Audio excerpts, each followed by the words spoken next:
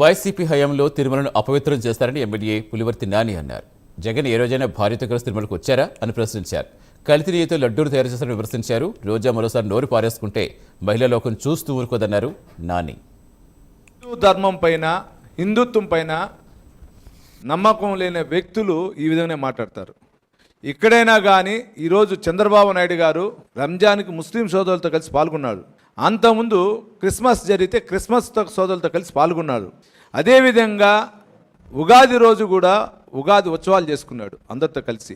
ఆయన కుటుంబం నారా లోకేష్ బాబు గారు కానీ నారా దేవాంశ్ గారికి కుటుంబం ఉగాది వేడుకలు చేసుకుంటూ కూడా చూపించడం జరిగింది. మీలాగా సెట్స్ వేసుకొని సెట్స్లోనే సినిమా ప్రపంచంలాగా ఎట్లా ఏ విధంగా వేషాలు వేస్తారో ఆ విధంగా వేషాలు వేసుకొని నటించిన అవసరం మా కుటుంబానికి లేదు, చంద్రబాబు నాయుడు కుటుంబానికి. మీకు మళ్ళా చెప్తున్నాం, చంద్రబాబు నాయుడు గారు హిందుత్వం పైన, వెంకటేశ్వర స్వామి పైన భక్తి, కలియుగ వెంకటేశ్వర స్వామి భక్తి ఉంది.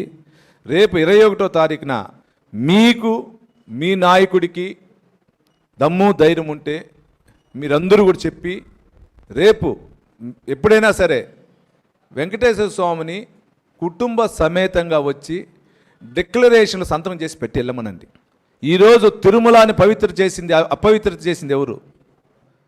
మహిళా లోకమతో ఈరోజు నువ్వు మాట్లాడిన భాష రేపు ఉదయం మహిళా లోకానికి